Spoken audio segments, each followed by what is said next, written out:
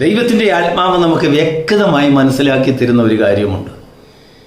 ദൈവം ഒരു മനുഷ്യനെ സ്നേഹിക്കുന്നുണ്ടെങ്കിൽ, രക്ഷിക്കുവാൻ തീരുമാനിച്ചാൽ, ഇല്ലെങ്കിൽ ലോകസ്ഥാപനത്തിന് മുൻപേ ഒരു മനുഷ്യനിൽ ദൈവം ദൃഷ്ടി വെച്ചിട്ടുണ്ടെങ്കിൽ, അവനെ പേർ ചൊല്ലി വിളിച്ചിട്ടുണ്ടെങ്കിൽ, ജീവിതത്തിൻ്റെ ഏതെങ്കിലും പകുതികളിൽ വെച്ച് ദൈവത്താൽ അവൻ സന്ദർശിക്കപ്പെടും. രക്ഷയുടെ സന്ദേശം അവൻ്റെ കാതുകളിൽ എത്തുവാൻ ദൈവം ഒരു സാഹചര്യം കൊണ്ടുവരും. ഒന്നുകിൽ അവൻ്റെ മുൻപിൽ അനുഗ്രഹം കൊണ്ടുവരും, ഇല്ലെങ്കിൽ അവൻ്റെ മുൻപിൽ കഷ്ടത കൊണ്ടുവരും, രോഗം കൊണ്ടുവരും, വേദന കൊണ്ടുവരും. എങ്ങനെയെങ്കിലും ദൈവം അവനെ സന്ദർശിക്കും. ഈ സന്ദേശം ഞാൻ പറയുമ്പോൾ എൻ്റെ മനസ്സിൽ പെട്ടെന്നൊരു അനുഭവ കഥ, അല്ലെങ്കിൽ ഒരു ദൈവദാസൻ എഴുതിയതായ ഒരു ചരിത്രം പെട്ടെന്ന് എൻ്റെ മനസ്സിൽ ഓർമ്മയാണ്. ഒരിക്കൽ ഒരു കൊടും കുറ്റവാളി വധശിക്ഷയ്ക്ക് വേണ്ടി കാത്ത് ജയിലിൽ കഴിയുകയായിരുന്നു. നമുക്കറിയാം, അന്നത്തെ കാലത്തും ഇന്നത്തെ കാലത്തും ഒക്കെ ജയിലിൽ സുവിശേഷം പറയുന്ന സുവിശേഷകന്മാരുണ്ട്. ഈ കുറ്റവാളികളെ നല്ല പാതയിലേക്ക് നയിക്കുവാൻ, നല്ല മോട്ടിവേഷൻ വാക്കുകളൊക്കെ പറയുവാൻ ഗവൺമെൻറ്റായിട്ട് തന്നെ ജയിലധികൃതർ വെച്ചിരിക്കുന്നതായ ഒരു സംഗതിയാണ്. പാശ്ചാത്യ രാജ്യങ്ങളിലും യൂറോപ്യൻ രാജ്യങ്ങളിലെല്ലാം ആ സിസ്റ്റമുണ്ട്. നമ്മുടെ ഇന്ത്യയിലും കേരളത്തിലുമുണ്ട്. ഞാൻ ജയിലിൽ പോയി സുവിശേഷം പലപ്പോഴും അറിയിക്കുവാൻ ഭാഗ്യം എനിക്കും കിട്ടിയിട്ടുണ്ട്. ജയിലിലെ സുവിശേഷം വളരെ മാധുര്യമായ സുവിശേഷമാണ്. ദൈവത്തിന് സ്തോത്രം. ഇങ്ങനെ വധശിക്ഷയ്ക്ക് വേണ്ടി വിധിക്കപ്പെട്ട് കിടന്ന ഒരു യൗവനക്കാരൻ്റെ മുൻപിൽ അനേകർ ചെന്ന് സുവിശേഷം പറഞ്ഞു നോക്കി. അവനിൽ ഒരു കുലുക്കവുമില്ല. കർത്താവെന്നും ദൈവമെന്ന് പറയുമ്പോൾ അവൻ വളരെ രോഷാകുലനാകുന്നു. അവനിൽ ഒരു വ്യത്യാസവും കാണാത്ത സുവിശേഷകന്മാരും ദുഃഖത്തോടെ സങ്കടത്തോടുകൂടെ മടങ്ങിയിട്ടുണ്ട്. ഒരു ദിവസം ഒരു പ്രായമുള്ള ഒരു പിതാവ്, ഒരു സുവിശേഷകൻ ജയിലിൽ പോയി സുവിശേഷം അറിയിക്കുകയും ഈ വധശിക്ഷയ്ക്ക് വേണ്ടി കാത്തു കഴിയുന്നതായ മനുഷ്യനോട് ഒരു വാക്ക് സുവിശേഷം പറയണം എന്നുള്ളതായ താല്പര്യം അധികൃതരെ അറിയിക്കുകയുണ്ടായി. അങ്ങനെ അനുവാദം വാങ്ങിച്ചുകൊണ്ട് ആ ജയിലഴകളിൽ, ആ ജനലഴികളുടെ അടുത്ത് ചെന്ന് ആ കുറ്റവാളി അദ്ദേഹത്തിൻ്റെ അടുത്ത് വന്ന് കാതോർത്തു. ഇവൻ എന്താണ് പറയുന്നത്, അതൊന്ന് കേൾക്കട്ടെ. എന്തായാലും 2 ദിവസത്തിനകം മരിക്കുകയല്ലേ. ആ മരണത്തെ സന്തോഷത്തോടുകൂടി ഏറ്റവും വളരെ മൂർഖ സ്വഭാവത്തോടുകൂടി, മുഖഭാവത്തോടുകൂടി കഴിയുന്ന യൗവനക്കാരൻ വന്ന് തൻ്റെ ചെവി ചായ്ക്കുകയുണ്ടായി. ദൈവത്തിൻ്റെ ആത്മാവ് ഈ ദൈവദാസനോട് പറഞ്ഞു, നീ കൂടുതലൊന്നും സംസാരിക്കരുത്, ഒറ്റ കാര്യം മാത്രമേ പറയാവൂ. യെശയ്യാ പ്രവചനം 45-ാം അധ്യായത്തിൻ്റെ 45-ാം അധ്യായത്തിൻ്റെ 22-ാം വാക്യം, സകല സീമാവാസികളുമായുള്ളവരെ എങ്കിലേക്ക് നോക്കി രക്ഷ പ്രാപിപ്പീൻ. Price the Lord. ഇത്രയേ ഉള്ളൂ. ഈ വചനം 3 പ്രാവശ്യം തൻ്റെ കാതുകളിൽ താൻ പറഞ്ഞു. അങ്ങനെ പറഞ്ഞു കഴിഞ്ഞപ്പോൾ അല്പനേരം മൗനമായിരുന്ന കുറ്റവാളി നോക്കിയപ്പോൾ തൻ്റെ കണ്ണിൽ നിന്നും ധാരധാരയായി കണ്ണുനീർ ചാടാൻ തുടങ്ങി. ഈ സകല ഭൂസീമാവാസികളെയും രക്ഷിക്കുന്നവൻ ആരാണ്? അടുത്ത ചോദ്യം. ആ ചോദ്യത്തിന് മറുപടി എന്ത് പറയണമെന്ന് അറിയാതെ ദൈവത്തോട് ആലോചന ചോദിച്ച ദൈവദാസൻ, ദൈവത്തിൻ്റെ ആത്മാവ് വീണ്ടും അദ്ദേഹത്തോട് പറഞ്ഞു, നീ പറഞ്ഞ വചനം വീണ്ടും 3 പ്രാവശ്യം അതേ കാതിൽ ഉച്ചരിക്കുവാൻ പറഞ്ഞു. അങ്ങനെ ആ സുവിശേഷകൻ വീണ്ടും പറയുകയാണ്, സകല ഭൂസീമാവാസികളുമായുള്ളവരെ എങ്കിലേക്ക് നോക്കി രക്ഷ പ്രാപിപ്പീൻ. അതെന്തൊരു സന്ദേശമാണ്! അത് ഭയങ്കര ശക്തിയുള്ളതായ ഒരു സന്ദേശം പോലെ, ഏത് മലകളെയും ഇടിച്ചു നിരത്തുന്ന, ഏത് കഠിനപ്പെട്ട ഹൃദയത്തെയും തകർക്കുന്ന ശബ്ദ തരംഗം, ഒരു വലിയ ഒരു ശക്തിയെ ആ വാക്യത്തിൽ, ആ വചനത്തിൽ കൂടെ വ്യാപരിക്കുവാൻ തുടങ്ങി.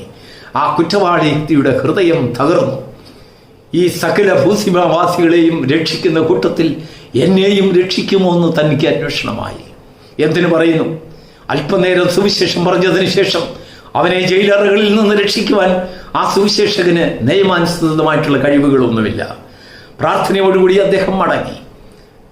പിറ്റേ ദിവസം ജയിൽ അധികൃതരുടെ കയ്യിൽ നിന്ന് ഇതാ ഒരു സന്ദേശകൻ ഒരു കത്തുമായി താൻ കിടന്നതായ സെല്ലിലേക്ക് വരികയാണ്. ആ കത്ത് തുടർന്ന് വിടർത്തി വായിക്കുകയുണ്ടായി. ആ കത്തിൽ ഇപ്രകാരമാണ് എഴുതിയിരുന്നത്, നീ ചെയ്തതായ നിന്റെ മേൽ ആരോപിക്കപ്പെട്ടതായ കുറ്റങ്ങളൊന്നും പ്രഥമ ദൃഷ്ട്യാ തെളിവുകളൊന്നും ഇല്ലാത്ത കാരണത്താൽ ഒരു തെളിവ്, അടിസ്ഥാനപരമായിട്ടുള്ള ഒരു തെളിവ് നിന്റെ കുറ്റത്തിന് മേൽ സ്ഥാപിക്കുവാൻ കോടതി പരാജയപ്പെട്ടതുകൊണ്ട് നിന്നെ തൽക്കാലം കുറ്റവിമുക്തനാക്കിക്കൊണ്ട് ജയിലിൽ നിന്ന് നിന്നെ വെറുതെ വിടുവാൻ തീരുമാനിച്ചിരിക്കുന്നു. Praise the Lord. ആ യൗവനക്കാരൻ്റെ ഹൃദയം തകർന്നു. ആരാണ് ഈ ഭൂസീമാവാസികളെ രക്ഷിക്കുന്ന മനുഷ്യൻ? അവൻ കൊടുത്തയച്ചതായ റെക്കമെൻഡേഷൻ, ആ രക്ഷകനെ തേടി ആ യൗവനക്കാരൻ വെളിയിലിറങ്ങിയ രക്ഷകനെ അന്വേഷിക്കുവാൻ തുടങ്ങി. അങ്ങനെ ഒരു രക്ഷകൻ ഉണ്ടെങ്കിൽ ആ രക്ഷകന്റെ പാദ ശുശ്രൂഷ ചെയ്യുവാൻ ജീവിതം സമർപ്പിച്ചു. അങ്ങനെ സുവിശേഷത്തിന്റെ യോദ്ധാവായി ചില വർഷങ്ങൾ പ്രവർത്തിച്ചതിന് ശേഷം ജയിലറകളിലെല്ലാം പോയി ഈ സുവിശേഷത്തെക്കുറിച്ച്, മാറ്റമില്ലാത്ത സുവിശേഷം, സകല ഭൂസീമാവാസികളെയും രക്ഷിക്കുന്ന സ്നേഹം, ആ രക്ഷയുടെ സന്തോഷത്തെക്കുറിച്ച് ലോകത്തോട് വിളിച്ചു പറഞ്ഞ് ഒരു ദിവസം ഏതോ ഒരു ദ്വീപിൽ വെച്ച് താൻ രക്തസാക്ഷിയായിട്ട് മരിച്ചെന്നാണ് ചരിത്രത്തിൽ ഞാൻ വായിച്ചിട്ടുള്ളത്. പ്രിയപ്പെട്ട ദൈവത്തിൻ്റെ മക്കളെ, ഇന്നത്തെ നമ്മുടെ സന്ദേശത്തിനായി തിരുവചനത്തിൽ നിന്നൊരു വേദഭാഗം നമുക്ക് വായിക്കാം. യെശയ്യാപ്രവചനം 45-ാം അധ്യായത്തിൻ്റെ 6-ാം വാക്യം. സൂര്യോദയത്തിങ്കലും അസ്തമാനത്തിങ്കലും ഉള്ളവർക്ക് ഞാൻ ദൈവമെന്നറിയേണ്ടതിന് ഞാൻ ദൈവമായ യഹോവയാകുന്നു. അതെന്താണ് ഈ രണ്ട് കൂട്ടരെ? സൂര്യോദയത്തിങ്കിലുള്ളവർ, അസ്തമാനത്തിങ്കിലുള്ളവർ. അങ്ങനെയുള്ളവരെ കുറിച്ച് നിങ്ങൾ ആരെങ്കിലും കേട്ടിട്ടുണ്ടോ? നിങ്ങൾ ആരെങ്കിലും സൂര്യോദയത്തിങ്കിലുള്ളവരാണോ, അതോ അസ്തമാനത്തിങ്കിലുള്ളവരാണോ, സന്ധ്യയിലുള്ളവരാണോ, പ്രഭാതത്തിലുള്ളവരാണോ? നമ്മൾ ഒറ്റ നോട്ടത്തിൽ നമ്മൾ അത് ചിന്തിക്കും.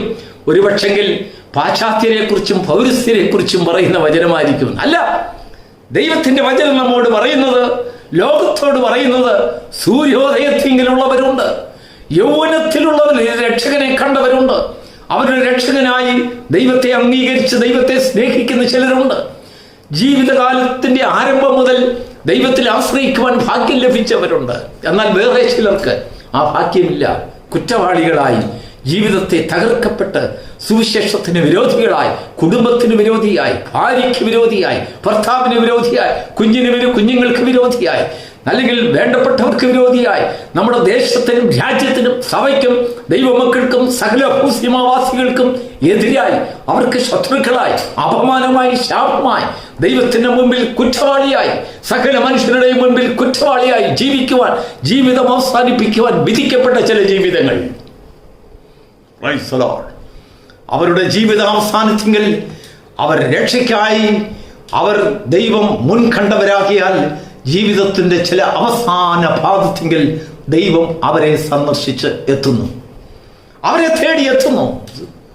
സൂര്യോദയത്തിങ്കലുള്ളവർ, അസ്തമാനത്തിലുള്ളവർ, ഇവർക്ക് രണ്ടുപേർക്കും ദൈവം മതിയായവൻ, അവർക്ക് രക്ഷകനാണ്. ദൈവം ലോകത്തോട് വിളിച്ചു പറയാണ്, ഇസ്രായേൽ ജനത്തോട് പറയാണ്, നമ്മോട് പറയാണ്. എന്താണെന്ന് അറിയാമോ? നമ്മുടെ ദൈവം സൂര്യോദയത്തിങ്കിലുള്ളവർക്കും അസ്തമാനത്തിങ്കിലുള്ളവർക്കും. വേറെ ചില ഒരർത്ഥം കൂടെ ഉണ്ട്. ജീവിതത്തിൽ യൗവനകാലത്തൊക്കെ നമ്മൾ സുഖമായി നടന്നു, ജീവിതത്തിൽ ദൈവത്തെ അറിയുവാൻ നാം താല്പര്യപ്പെട്ടില്ല. എന്നാൽ ദൈവം ഇതാ ജീവിതത്തിൻ്റെ അവസാന ഘട്ടത്തിൽ മറ്റാരിലും രക്ഷയില്ല എന്ന് കണ്ട് ദൈവത്തിങ്കിലേക്ക് നോക്കുന്നതായ വേദനയോടുകൂടെ, വേദന സഹിക്കാൻ വയ്യാതെ മരണവേദനയിലായി ജീവിതത്തിൻ്റെ എല്ലാ കഴിവുകളും പരിശ്രമിച്ചു നോക്കിയിട്ടും മറ്റൊരുത്തനിലും രക്ഷയില്ല എന്ന് സ്വയം മനസ്സിലാക്കി അത്യുന്നതങ്ങളിലേക്ക് കണ്ണുയർത്തുന്നവൻ, അല്ലെങ്കിൽ രക്ഷകനിലേക്ക് കണ്ണുയർത്തുന്നവൻ, കർത്താവിലേക്ക് കണ്ണുയർത്തുന്നവൻ, അവരുടെ നിലവിളിയെ തിരസ്കരിക്കാതെ അവർക്കും ദൈവമായി പ്രത്യക്ഷപ്പെടുന്നവൻ. Price the Lord. ദൈവത്തിൻ്റെ സ്നേഹം എത്ര വലുതാണ്, ദൈവത്തിൻ്റെ കരുതൽ എത്ര വലുതാണ്. അവൻ്റെ സന്നിധിയിൽ പകയും അല്ലെങ്കിൽ വിദ്വേഷവും ഒന്നുമില്ല. ഒരു മനുഷ്യനാണെങ്കിൽ നമുക്ക് ഒത്തിരി വിദ്വേഷമുണ്ട്.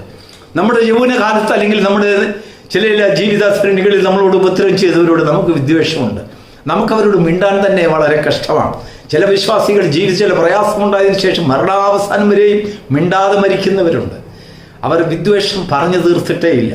അങ്ങനെ ഒരുപാട് കഥകൾ പറയുവാനുണ്ട്. വിശ്വാസ ജീവിതത്തിലെ മുറിവുകൾ കരിയാത്ത മുറിവുകളാണ്, ഒരിക്കലും പരിഹരിക്കാത്ത മുറിവുകളാണ് വിശ്വാസ ജീവിതത്തിൽ. എന്നാൽ ദൈവം ലോകത്തിലേക്ക് ഇറങ്ങി വന്ന് പലരുടെയും ദൃഷ്ടാന്തങ്ങൾ നമ്മുടെ മുൻപിൽ ദൈവം കാണിക്കുകയാണ്. എന്താണെന്നറിയാമോ? സൂര്യോദയത്തിലുള്ളവർക്കും അസ്തമാനത്തിലുള്ളവരും ജീവിതത്തിന്റെ അവസാന ഘട്ടത്തിൽ രക്ഷകനെ തേടി വന്നവർക്കും കർത്താവിനെ സ്വന്തം രക്ഷിതാവായി സ്വീകരിച്ചവർക്കും അവൻ മുൻ വൈരാഗ്യങ്ങളൊന്നുമില്ലാതെ അവർക്ക് രക്ഷകനായി എത്തുന്നു. അവരെയും സ്നേഹിക്കുന്നു, അവരെയും കരുതുന്നു, അവരെയും മക്കളെന്ന് വിളിക്കുന്നു. ദൈവത്തിന് സ്തോത്രം. സ്വർഗസ്ഥനായ പിതാവിന്റെ മാധുര്യമേറിയ സ്നേഹം, ആ ആഴമേറിയ സ്നേഹം ഈ പ്രഭാതത്തിൽ നമ്മോടും പറയുകയാണ്. നമ്മുടെ ജീവിതത്തിൽ പലപ്പോഴും നമുക്ക് സൂര്യോദയത്തിലെ അനുഭവം, ആരോഗ്യമുള്ളപ്പോൾ, നമുക്ക് കഴിവുള്ളപ്പോൾ, നമ്മുടെ യൗവനകാലത്തൊന്നും ദൈവത്തെ സ്നേഹിക്കുവാനും മാനിക്കുവാനും അനുസരിക്കുവാനും നമുക്ക് കഴിഞ്ഞില്ല. എന്നാൽ ഇപ്പോൾ നമ്മുടെ മനസ്സിലൊരു ചിന്ത, ഈ വാർദ്ധക്യത്തിൽ, ഈ സൗഖ്യമില്ലാതിരിക്കുന്ന സമയത്തിൽ എൻ്റെ പ്രാർത്ഥന കർത്താവ് കേൾക്കുമോ? ഞാൻ നിലവിളിച്ചാൽ ദൈവം അംഗീകരിക്കുമോ? എന്നെ സ്നേഹിക്കുമോ? ഞാൻ ദോഷിയല്ലേ? ഞാൻ കുറ്റക്കാരനല്ലേ? കർത്താവ് പറയാണ്, സകല ഭൂസിമാവാസികളുമായുള്ളവരെ എങ്കിലേക്ക് നോക്കി രക്ഷപ്പെടുവി. സമയക്ലിപ്തമില്ല. ദൈവം നിന്നെ സ്നേഹിക്കുന്നുവെങ്കിൽ ജീവിതത്തിന്റെ ഏതെങ്കിലും പകുതികളിൽ വെച്ച് നീ ദൈവത്താൽ സന്ദർശിക്കപ്പെടും. യെസ്, നീ ദൈവത്താൽ സ്പർശിക്കപ്പെടും, നീ ദൈവത്താൽ മാനിക്കപ്പെടും, ദൈവത്താൽ നീ രക്ഷിക്കപ്പെടും. ദൈവം നിന്നെ സ്നേഹിക്കും. അതിനുള്ള മുഖാന്തരങ്ങളിലേക്ക്, ചിലപ്പോൾ കഷ്ടതയേറിയ പാതകളിലേക്ക് ദൈവം നിന്നെ നടത്തും. വാർദ്ധക്യത്തിൽ പലപ്പോഴും നിനക്ക് കാര്യമില്ല എന്ന് വരും. അതിൻ്റെ അർത്ഥം യൗവനകാലത്ത് നീ ഇഷ്ടം പോലെ ജീവിച്ചവനാണ്, നടന്നവനാണ്, നിന്റെ സൗകര്യം പോലെ ജീവിച്ചു. വാർദ്ധക്യം വന്നു, മക്കൾ കൈവിട്ടു, സ്വന്തക്കാർ കൈവിട്ടു, സകലരും കൈവിട്ടു, എങ്ങും ആശ്രയമില്ല. എല്ലാം ഉണ്ടാക്കി, സമ്പത്തൊക്കെ ധാരാളം ഉണ്ടാക്കി, ധാരാളം വലിയ വലിയ കാര്യങ്ങളൊക്കെ നീ ചെയ്യുവാൻ കഴിഞ്ഞു. വലിയ ഭവനങ്ങളുണ്ട്, വലിയ ബാങ്ക് ബാലൻസ് ഉണ്ട്, പക്ഷെങ്കിൽ ആരോഗ്യമില്ല, രോഗിയാ. അടുത്തിരിക്കുന്ന വെള്ളം ഒരാൾ എടുത്തു തന്നെങ്കിൽ മാത്രമേ നിനക്ക് കുടിക്കാൻ കഴിയത്തുള്ളൂ. ഒരു സഹായം ഇല്ലാതെ മുൻപോട്ട് നീങ്ങുവാൻ കഴിയില്ല. മറ്റാരിലും രക്ഷയില്ല എന്ന് നീ മനസ്സിലാക്കിയ സന്ദർഭം, നിന്റെ മനസ്സിലൊരു യുദ്ധം. എൻ്റെ യൗവനകാലത്ത് എനിക്ക് ആരോഗ്യമുള്ള സമയത്ത് ഞാൻ ദൈവത്തെ മാനിച്ചില്ലല്ലോ, സ്നേഹിച്ചില്ലല്ലോ, ഞാൻ ദൈവത്തെ കരുതിയില്ലല്ലോ, ദൈവത്തെ ആരാധിച്ചില്ലല്ലോ, ഞാൻ ഇന്ന കുറ്റങ്ങളൊക്കെ ചെയ്തല്ലോ, എന്നെ ദൈവം അംഗീകരിക്കുമോ എന്ന് നിന്റെ മനസ്സിലൊരു ചിന്ത. ദൈവം പറയുന്നു, ഞാൻ നിന്നെ സ്നേഹിക്കും. ഞാൻ സൂര്യോദയത്തിങ്കിൽ മാത്രമല്ല അസ്തമാനത്തിലും നിന്നെ സ്നേഹിക്കുന്ന ദൈവമാണ്. ഈ പ്രഭാതത്തിൽ ദൈവം പറയാണ്, ഞാൻ നിന്നെ വാർദ്ധക്യത്തിലും അനന്യൻ, എൻ്റെ വാക്കിന് മാറ്റമില്ല. ഞാൻ അന്യനല്ല. നിന്റെ വാർദ്ധക്യത്തിൽ ഞാൻ അന്യനല്ല, നിന്റെ യൗവനത്തിൽ ഞാൻ അന്യനല്ലായിരുന്നുവെങ്കിൽ നിന്റെ വാർദ്ധക്യത്തിലും ഞാൻ അന്യനല്ല, നിന്നോട് അടുത്തവൻ. Price the Lord. ജീവിതത്തിന്റെ പകുതികളിൽ ദൈവം നമ്മോട് ഇടപെടുന്നതായ സാഹചര്യങ്ങളിൽ കഷ്ടതകൾ ഏറി വരുമ്പോൾ, ദുഃഖങ്ങൾ ഏറി വരുമ്പോൾ, അതിൻ്റെ അർത്ഥം ദൈവം നമ്മെ സ്നേഹിക്കുന്നു. ദൈവം നമ്മെ അടുപ്പിക്കുവാൻ, സകല ഭൂസിമാവാസികളുമായുള്ളവരെ എങ്കിലേക്ക് നോക്കി രക്ഷപ്രാപിപ്പീനെന്ന് ഒരു വചനം കേട്ടുകൊണ്ട് ഒരു കുറ്റവാളി മരണത്തെ കാത്തു കഴിയുന്ന ഏതാനും നിമിഷങ്ങൾ മാത്രം ബാക്കിയുള്ളവന്റെ ഹൃദയത്തിൽ സ്പർശിക്കപ്പെട്ട വചനം നമ്മുടെ ജീവിതത്തിലും അത് കടന്നു വരുമ്പോൾ നമ്മളിലും സ്പർശിക്കപ്പെടുന്നുണ്ടെങ്കിൽ നാം ദൈവത്താൽ സ്നേഹിക്കപ്പെടുന്നവരാണ്. ദൈവത്താൽ നാം മുൻകണ്ടവരാണ്. ലോകസ്ഥാപനത്തിന് മുമ്പ് ദൈവം നമ്മെ കണ്ടിരുന്നു. ഈ സ്നേഹത്തെ തിരിച്ചറിയുവാൻ, ദൈവത്തിന്റെ വചനത്തെ തിരിച്ചറിയുവാൻ തക്കണം. അസ്തമാനത്തിലുള്ളവരെ ദൈവം സ്നേഹിക്കുന്നു, സൂര്യോദയത്തിലുള്ളവരെ ദൈവം സ്നേഹിക്കുന്നു. സകല മതികളിലും, സകല മുസ്ലിമാവാസികളിലും ഭാഷയുടെ വ്യത്യാസമില്ലേ, ജാതി വ്യത്യാസമില്ലേ, വയസ്സ് വ്യത്യാസമില്ലേ, അല്ലെങ്കിൽ ഏതൊരു സ്ത്രീക്കും പുരുഷനും അപ്പനും അമ്മയ്ക്കും കുഞ്ഞുങ്ങൾക്കും സകലർക്കും ദൈവം മധ്യായവനെന്ന് ഈ പ്രഭാതത്തിൽ ദൈവം നമ്മോട് സംസാരിക്കുകയാണ്. ഈ ശ്രേഷ്ഠ വചനത്തെ കൈക്കൊള്ളുവാനും അംഗീകരിക്കുവാനും ദൈവത്താൽ സ്നേഹിക്കപ്പെടുവാനും മാനിക്കപ്പെടുവാനും ഭാഗ്യം ലഭിച്ച ദൈവമക്കളെ ഓർത്ത് ദൈവത്തെ സ്തുതിക്കുന്നു. ഞാൻ സൂര്യോദയത്തിങ്കിലും അസ്തമാനത്തിങ്കിലും നിങ്ങളുടെ ദൈവമാകുന്നു. ഞാനല്ലാതെ മറ്റാരുമില്ല. മാറാത്തവൻ. ഞാൻ നിന്റെ വാക്ക് പാലിക്കും. ഞാൻ നിന്നെ കൈവിടുകയില്ല. ഞാൻ നിന്നെ ശക്തീകരിക്കും. ഞാൻ നിന്നെ ബലപ്പെടുത്തും. നിന്റെ കുറവുകളെ ഞാൻ ക്ഷമിക്കും. അത് എത്ര രക്താംബരം പോലെ ചുവപ്പായിരുന്നാലും ശരി, ഞാൻ അതിനെ ഹിമം പോലെ വെളുപ്പിക്കുമെന്ന് ദൈവത്തിന്റെ ആത്മാവ് ഈ പ്രഭാതത്തിൽ നമ്മോട് സംസാരിക്കുകയാണ്. God bless you.